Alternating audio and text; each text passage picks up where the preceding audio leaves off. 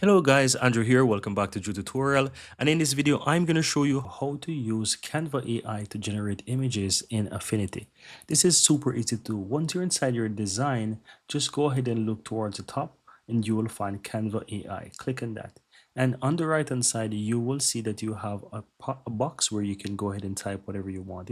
It's going to be autofill, but you can always change this and write whatever you want. So I'm going to delete this and type a prompt. So let's say I want to say create, I'm going to just say create an image of Earth from space.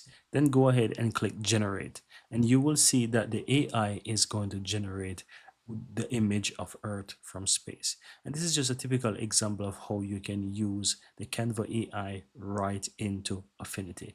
Just give it a moment. You're going to see how quickly that is going to generate the image. And it doesn't matter whatever you want to generate, you can generate this by using Canva AI. And have a look at that, guys. It generates the picture of Earth from space, and you can always reshape, you can always resize it to do whatever you want, and so forth. And that's how easy it is.